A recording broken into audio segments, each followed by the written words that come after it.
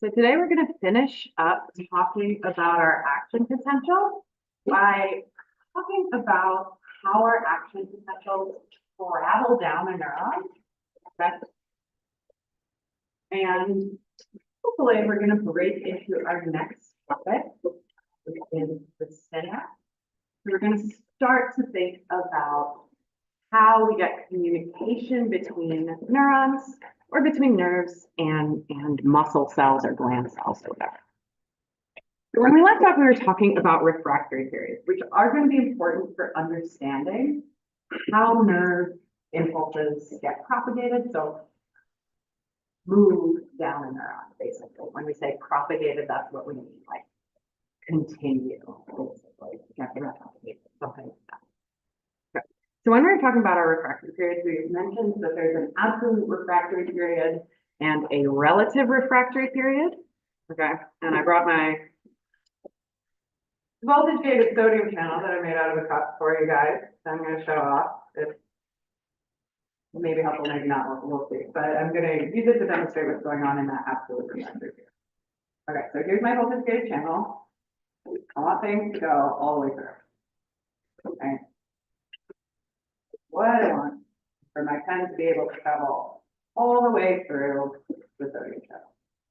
If it hits the top part, it can't go through. If it hits that bottom part, it can't go through either. Okay.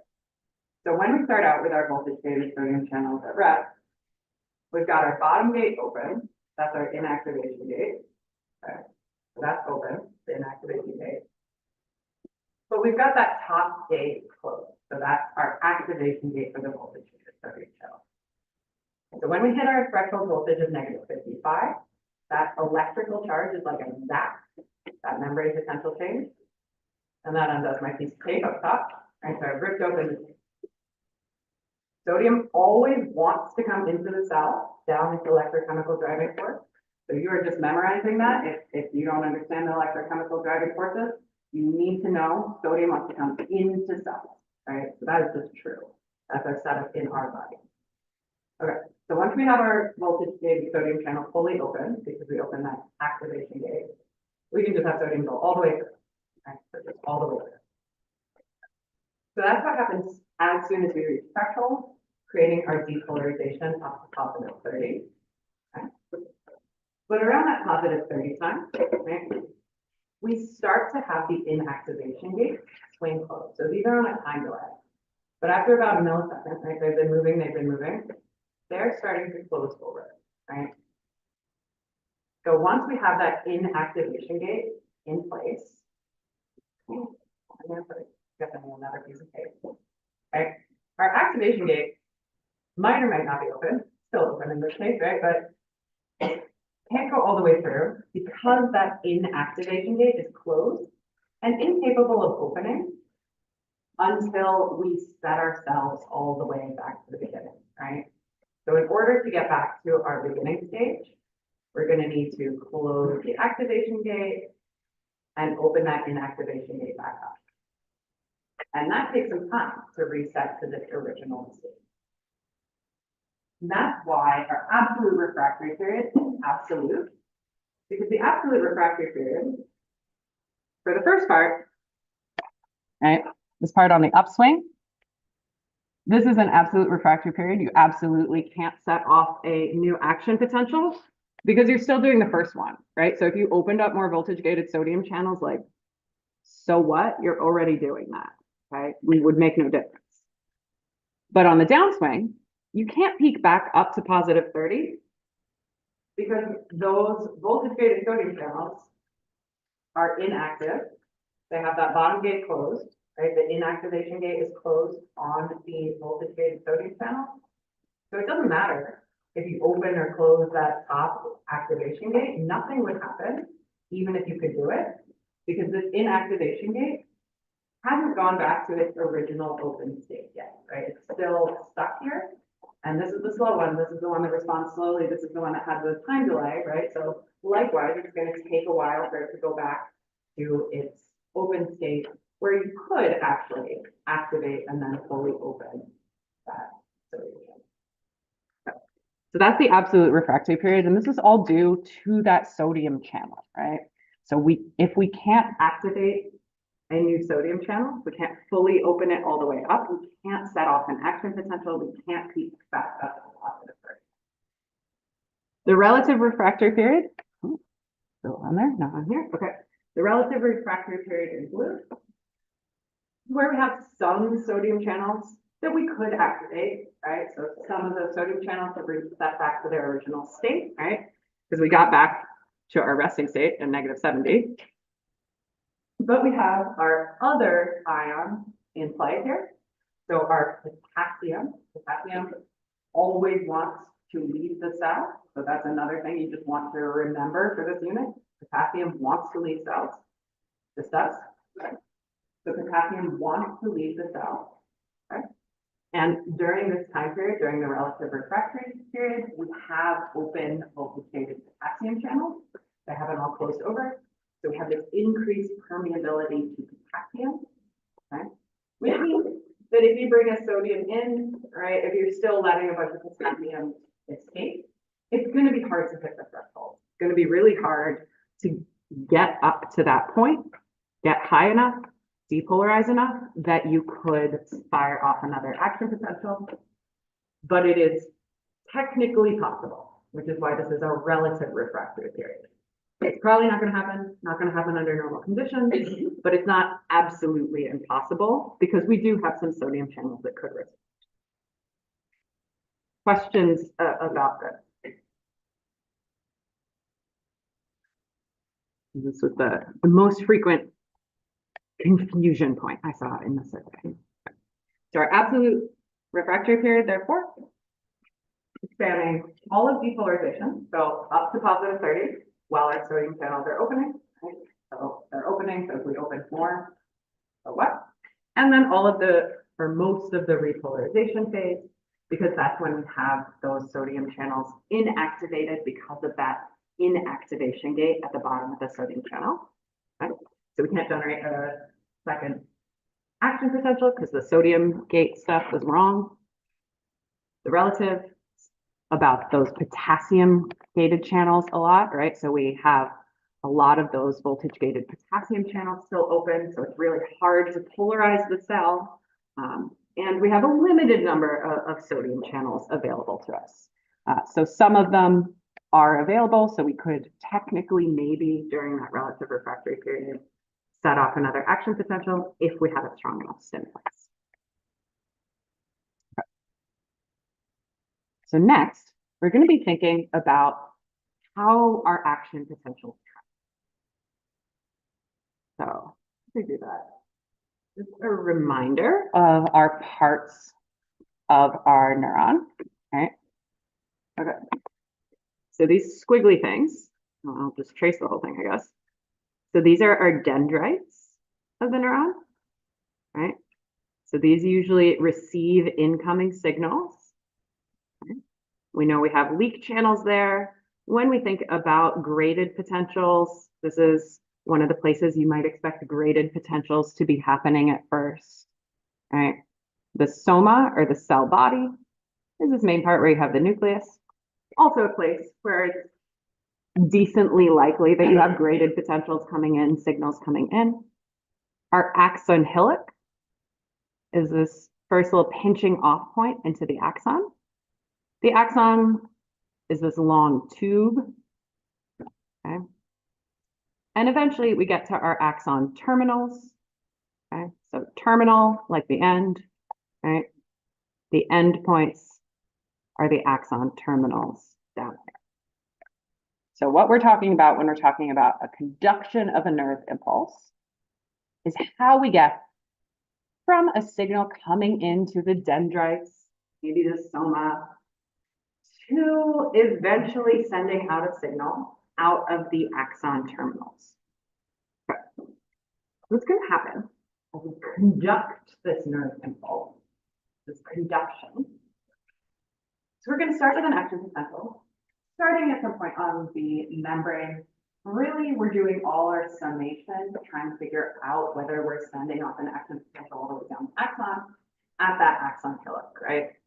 So we're thinking about, do we have an action potential happening here first? Yes or no? If we do, we're going to have voltage-gated sodium channels. Right, so voltage-gated sodium channels open.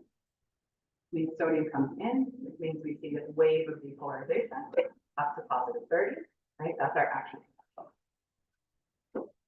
That's going to happen all the way down the axon in little chunks, basically, until we get to the axon terminal.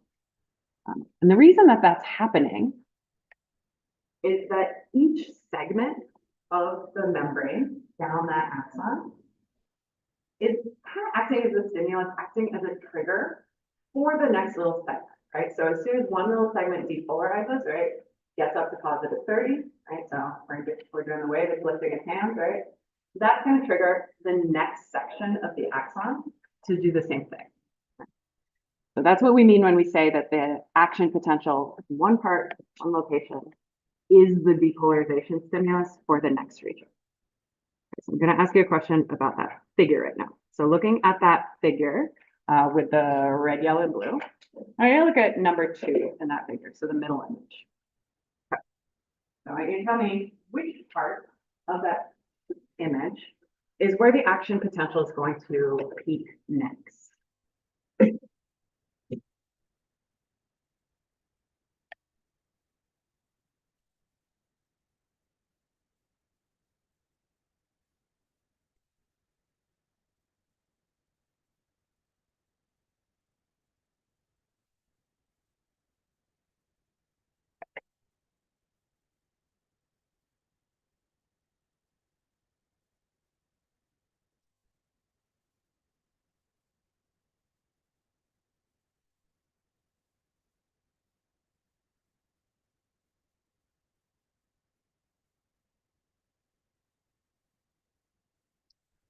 Okay, another second or so.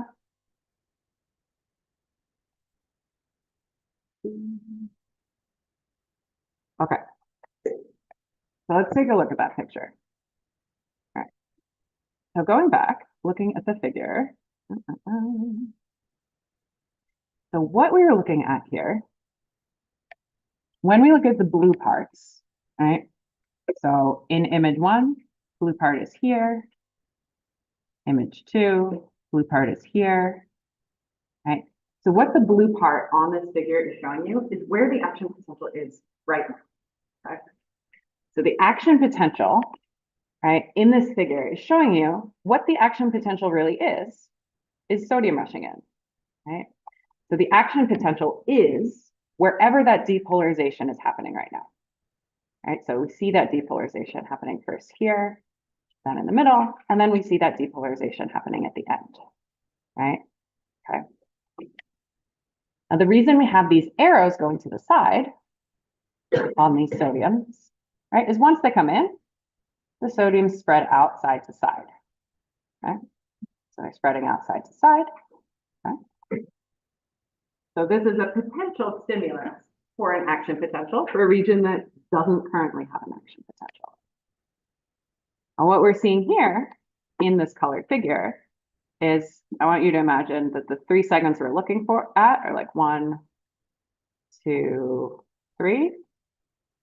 Right, so we're looking at the fact that first we triggered an action potential here. So that part lit up blue first. Then we lit up that middle section.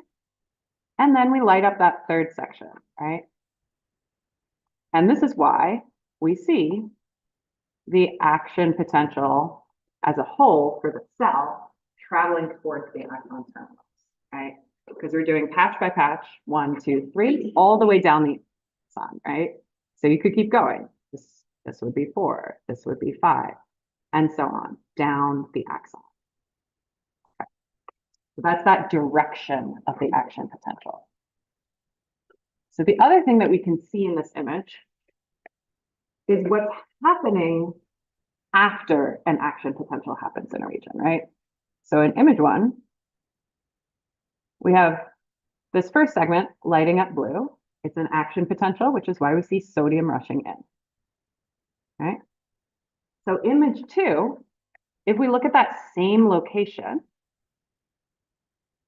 right, we can see at that same location, at this time point too, now instead of sodium rushing in, we're in this repolarization phase, right? So that section, which was first depolarizing up to positive 30 in this image one, now at time point two is going back down, right? So it was going up, right? That's why sodium was coming in. And now it's repolarizing, coming back down. And the reason it's coming back down is our potassium is flowing out, right? So that's our potassium flowing out, right? We looked at what it's doing figure-wise in number 3. If we're looking at that same location, now it's coming back to rest, right? So it would have gone through the hyperpolarization phase and then back to rest.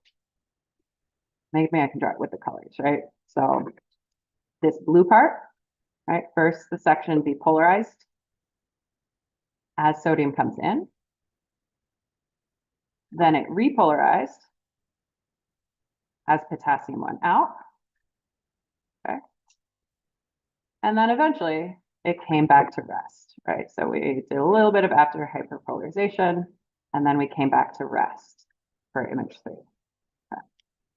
So that's what's happening to an individual segment of the membrane, while the next little pieces of the axon all down in a line are getting triggered and depolarizing and sending off their own action. Okay. So that's what's happening during the conduction.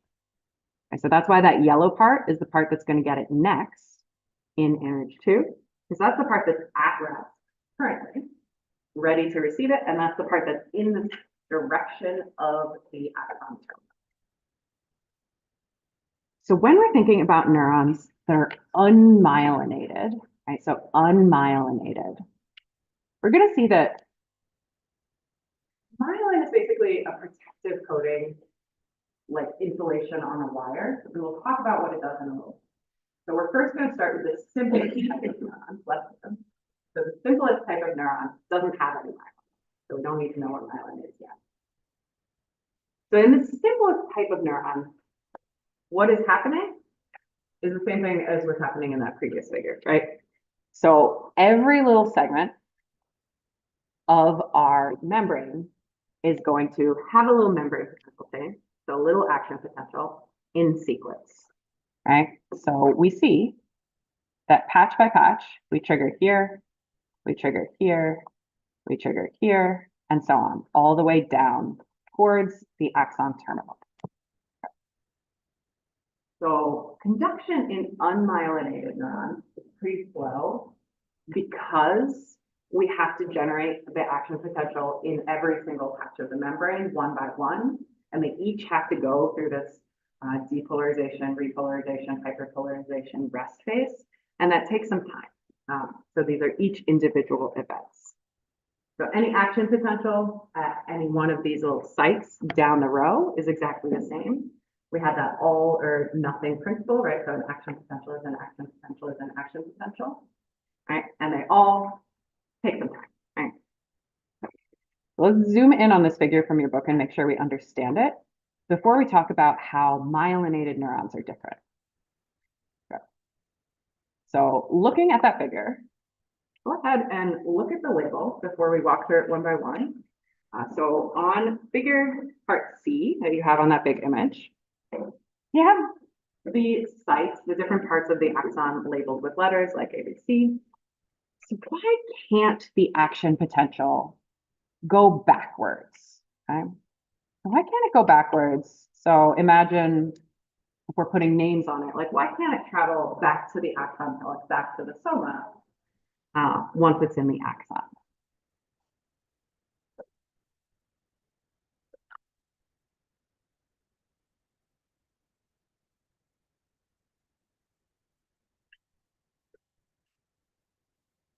And right after, I'll pull up that figure and we'll walk through it.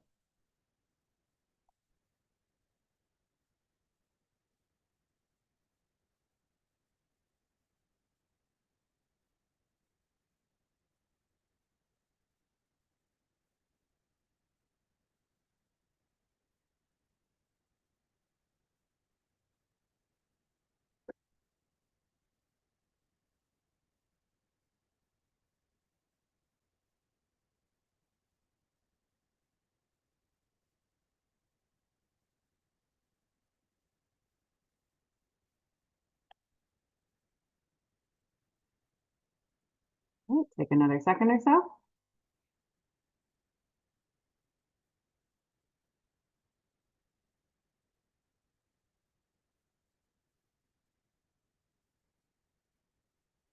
And then we'll take a look. Okay, cool. Yeah. So this is why we were talking about refractory phase. This is before we were talking about how the action potential travels. Okay. So the reason we have unidirectional propagation of the action potential, right? So the reason it goes all in one line and never backwards is because of this absolute refractory period where we have our sodium channels inactivated. Okay. So what we're looking at, right, is our unmyelinated axon. We know, because of the way neurons work, that our direction of conduction is going to be towards those axon terminals. Okay. If we think about the basis of what is happening, okay, at rest, we've got a membrane potential, a resting membrane potential at every place in our neuron, right? So every patch of membrane is at rest when we start out. Okay. When we start an action potential, we have sodium flow in, right? So here we see the initiation of an action potential, and we see that membrane depolarizing, these positive charges flowing into site A. So those are our sodiums. Okay, cool. So then we have some little arrows to the side, left and right, right? So those sodiums inside are just going to start to fan out, right? They're dissolving, they're just doing what molecules do. So some of them spread forward to site B and trigger that site next, right? So our action potential is moving this way. Okay. But some of those sodiums are traveling backwards, right? So what we're trying to figure out is why do we not have this site behind our area of the action potential generating a new action potential behind, right? Okay, so what happened, again, right? So in this figure B, right, sodium came into site A, sodium spread left to right. When it spreads to site B, that creates an initial depolarization to the threshold. So we get to -55 as those sodium ions spread out. Great, we fire off an action potential. That's why site B is highlighted in this third part of the image. Okay, so this is where the action potential is right now in the middle. Okay, it was at site A just before. Okay, so the sodium ions are now in site B and they're spreading left to right. So some of them are going back to site A, some of them are going forward to site C. And the reason that this previous site can't trigger is because it's in the refractory period. And in particular, because it has just gone through its action potential, it just depolarized, right? It's just resetting itself. It's probably in its, actually, it's definitely in its absolute refractory state as we start to trigger site B, right? So it's still repolarizing during the time when we see site B setting off its own action potential, right? So we still have those inactivation gates closing over the sodium channels, locking them closed until we come all the way back to rest. So this means that we don't have our action potential kind of bouncing this way and then back that way and then back that way, right? So it's very convenient for us that this absolute refractory period exists, right? Because otherwise, the brain would probably get pretty confused, right? Because you wouldn't have a direction of conduction happening just one way. You'd be getting a signal that you were trying to send off, bouncing back to the cell body, mixing in with graded potential. So it wouldn't work as a signaling mechanism if it weren't locked into this one direction. So that's part of why we care about these refractory periods. And it's in particular why that absolute refractory period is so important. Okay. So this continues down the neuron with the action potential always traveling in that one direction. Questions about this process in the unmyelinated neuron?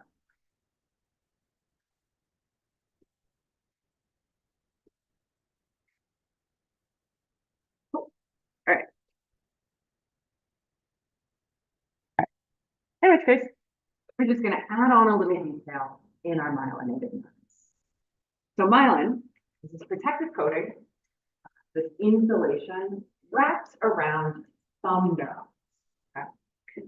So some of our neurons have this extra coating. So if you think about, if you ever hear about like gray matter versus white matter, that's in part because myelin is white, right? And it coats neurons. Okay? So what that's doing when we have this extra coating, right, on a neuron, when we have this myelin around it, if you have a myelin coating around your axon, there's not really much of a point of having lots of voltage gated channels either for sodium or potassium in that area, because you're basically creating this physical barrier with this insulation surrounding. So myelinated neurons are actually a bit faster for conducting, because instead of having to trigger this patch, then this patch, then that patch, right, one by one by one, what happens in a myelinated neuron is the signal like jumps from gap to gap between little segments of myelin. Okay. So the myelin isn't like a full tube coating. We've got myelin here in a little sheath. Then we have a gap. So this gap is called a node of Ranvier. So this is a node. And then we have some more myelin. And then we have another gap. So this is another node of Ranvier. Then we have more myelin, another node of Ranvier, and so on. Okay. So this insulation speeds up the flow of the action potential because we only have to trigger it at this segment, this segment, this segment, this segment. So here's where you would see lots and lots of voltage gated channels concentrated in these nodes, because those are the parts that we're going to be using to trigger the action potential. And we think about the action potential as kind of leaping, right? So leaping, like jumping one to one this way, right? Down the axon. So the word we use for this is saltatory conduction. Saltatory is a Latin word that means jumping. So saltatory conduction, jumping conduction, jumping between these nodes of Ranvier, speeding it up because you have less membrane that you have to worry about depolarizing in order to send this. So we're going to have faster communication in these neurons than in our unmyelinated neurons. So here you can see that in another picture form, right? So in purple blue, we see the myelin. You can see little peaks of axon between in yellow. Those are our nodes of Ranvier. So we can see how we have those positive sodiums coming in at a node of Ranvier. They diffuse around, but where we really care about is when they get to the next node of Ranvier, which then gets triggered for its own action potential, leaping from node to node. But otherwise, the process is the same. So we go all the way down the axon, one direction, just in this faster process. Okay. So this gets good, right? So action potentials always have the same magnitude when we're thinking about membrane depolarization, right? So they always spike to positive 30. But if we're thinking about how a nerve works, it can be faster, it can be slower, right? So that's the thing that can change. It's not because an individual action potential changed, right? The charges didn't change, but how fast those charges spread down the axon is something that can change. Okay. So the two things that we think about when we think about how fast an action potential is going is we think about myelination, right? Which speeds stuff up because that jumping conduction, that saltatory conduction from node of Ranvier to node of Ranvier is faster than triggering every patch of membrane. And the other thing that's true is that when we change the diameter of neurons, this also changes how fast we have these charges spreading, right? So if you have increased diameter of a neuron, this also speeds up our conduction here. So when we see these speeds, we're going to have really, really different fiber types and fiber directions. So we will see that we have different speeds for a thin unmyelinated neuron versus a thick myelinated neuron, right? So one that's thin and has no myelin on it goes about a meter every second. But if you make that neuron really thick and you add all this insulation around it, now in that same time, you could go 100 meters. So you could get a really long neuron and have the action potential travel all the way down it during that same period. So when you look in the body, you'll see neurons of different types that have different response times to different stimuli. And in part, that's because our neurons are different and are structured differently. And we'll talk a lot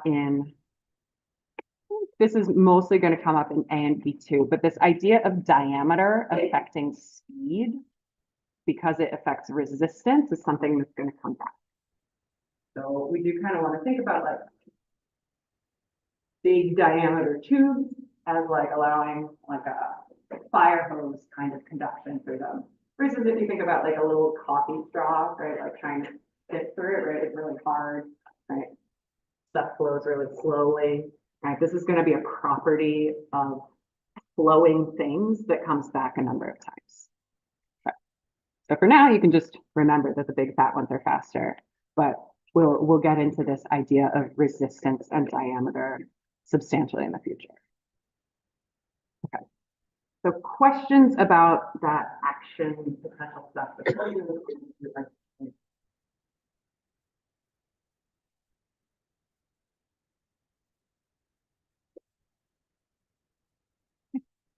Cool.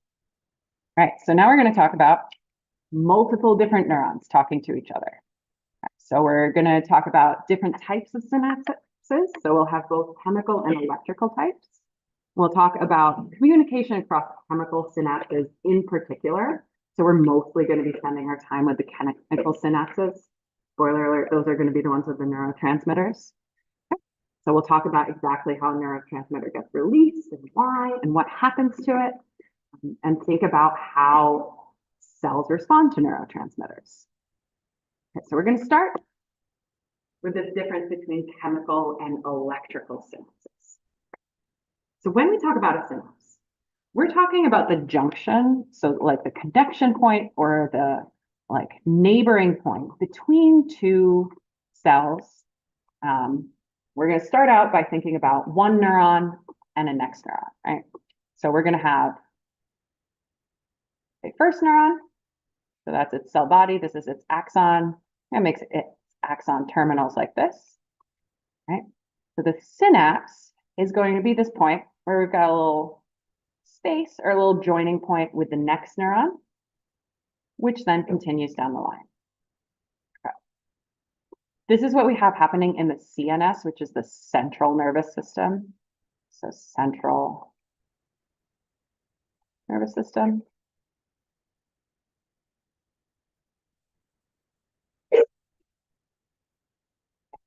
And I think you've been seeing some of that central nervous system in lab, right? So we're thinking brain, basically, when we're thinking central nervous system, brain and spinal cord. In the peripheral nervous system, so the PNS, peripheral,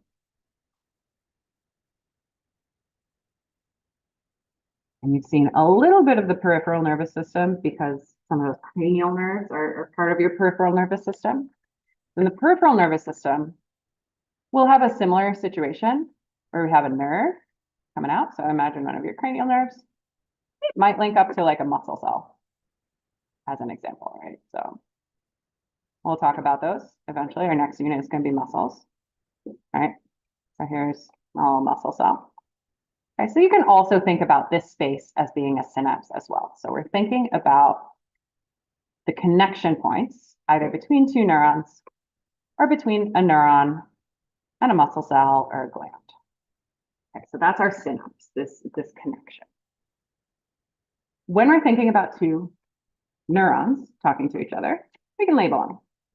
So we're just labeling them pre and post, right? So like first and second.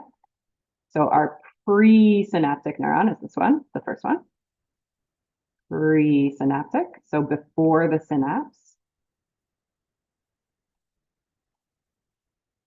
Okay. And our postsynaptic neuron, so the one after the synapse, is the next one, right? So our postsynaptic will be this one. So post, after, synaptic, the synapse.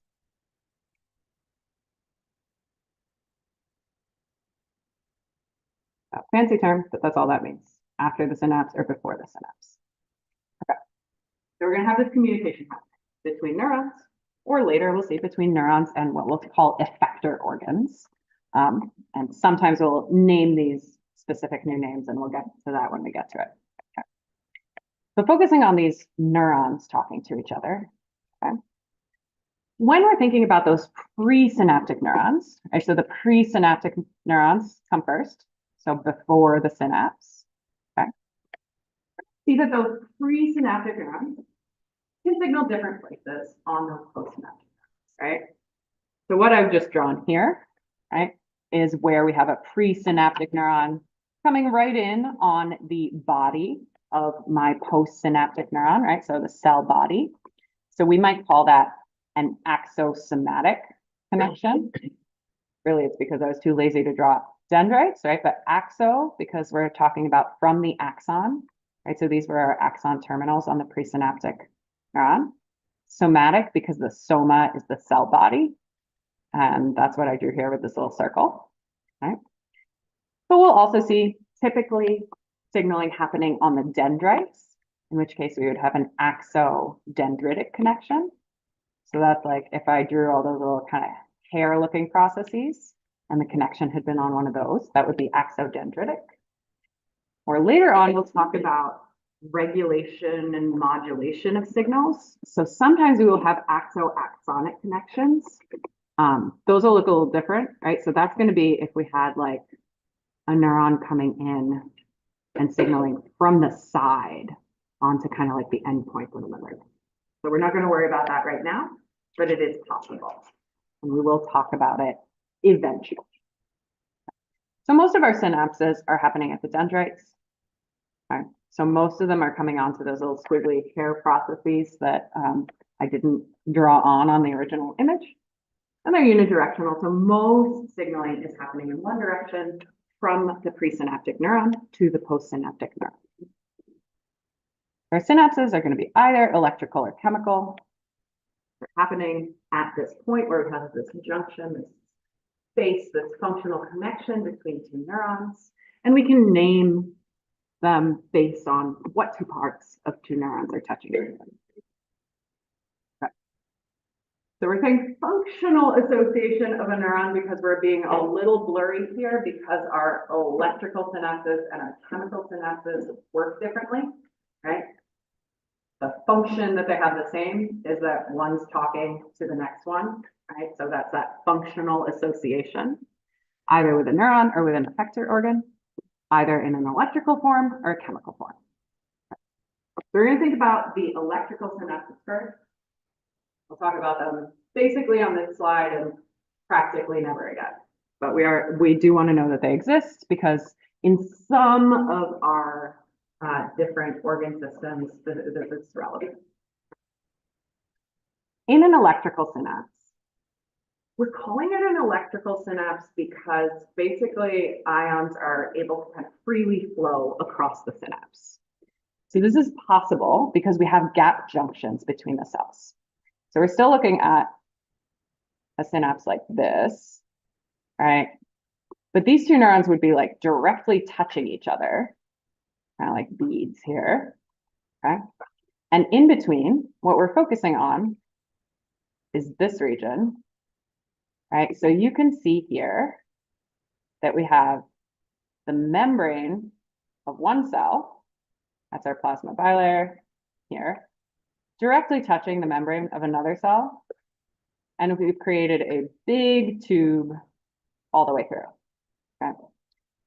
So those are our connexin proteins, and they make gap junctions which means that we have a direct connection of cytoplasm to cytoplasm. So anything that's in the cytoplasm over here can get directly into the cytoplasm of this next cell, right? So they are two separate cells, technically, but they're almost going to function like one because we can directly have stuff just flowing from one into the other. Okay. So this is helpful if you want really rapid communication happening between two neurons. So particularly, you'll see it in places like your retina, your eye, right? You really want to be able to see movement. You want things responding really quickly. Some other parts of your brainstem, like responsible for breathing. Some of your endocrine system is going to function this way. So we're going to have like ions directly flowing through, or maybe some second messengers, right? We've got some options. But for our purposes, you can think about like if we had an action potential in this first neuron, right? We got a bunch of sodium ions come in, right? Depolarized. Whoops, now some of those sodium ions are slipping into the next neuron, and it now has its own action potential because they flowed right through, right? So that's how an electrical synapse would work conceptually. So this is really fast. Chemical synapse has a bunch of steps. Okay. So in a chemical synapse, this is where we are going to spend most of our time. This is really where we're going to focus on presynaptic and postsynaptic neurons. This is where we are most likely to use the word synapse, really. Okay. And in our chemical synapses, we're going to see a little gap, a little space between where these neurons are touching, right? So there's a little bit of space here. There's a little bit of space here. So these are better drawn examples of all of our axodendritic, axosomatic, axoaxonic connections. But you can see there's a little bit of space. They're not quite touching in all of them. Okay.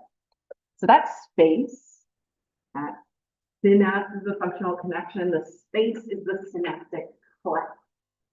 So cleft, right, is a gap, right? So like a cut, kind of. So this is about 30 to 50 nanometers wide. There's a space here in our chemical synapses. So we're going to have communication happening here. This is always going to be unidirectional. So in the electrical synapses, technically you could have maybe something flow backwards. It's technically possible. Can't happen in a chemical synapse because we don't have cytoplasm connected to cytoplasm. Okay.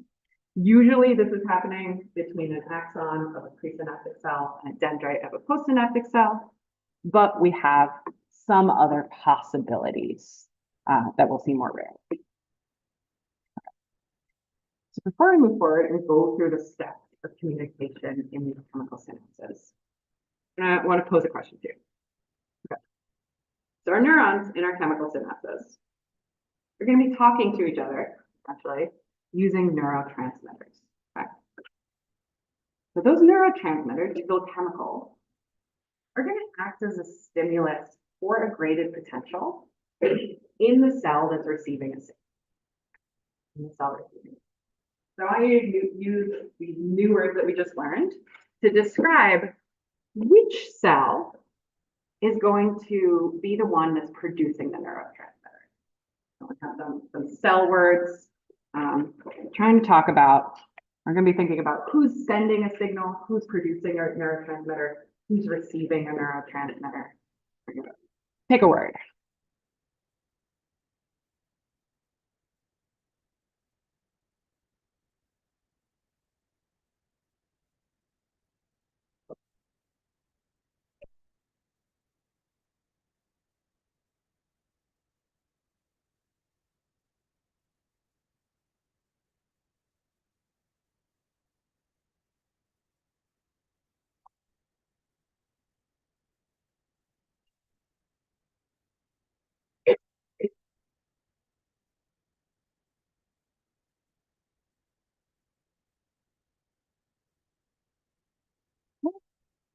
A second and I'll take a look.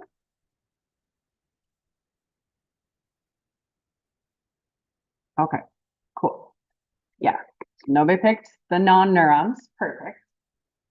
When we're thinking about our synapses and we're thinking about our communication, right, we're going to see that our first cell trigger, our presynaptic neuron, is the first one that's going to have an action potential.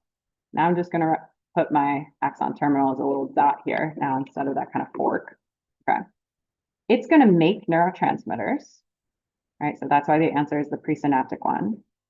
Our goal is going to be to make neurotransmitters that are then going to bind on to receptors, basically ones that are linked to various types of sodium and potassium channels on our postsynaptic cell so that we can kick off a graded potential in that postsynaptic cell and eventually send off its own action potential. Okay, so the presynaptic one is the one that would be making those neurotransmitters. That's going to be the first one. Second one is going to be the one receiving them, the postsynaptic neuron. Okay, cool. So we're going to talk about these steps of communication. This will spill over into tomorrow, but we're going to start off with just some of the words so that this is a little easier for us then. Okay. So you're going to remember that when we're talking about a synapse, we're talking about communication, functional communication between two neurons. The presynaptic one is the first one, right? So presynaptic neuron. Postsynaptic neuron is the second one.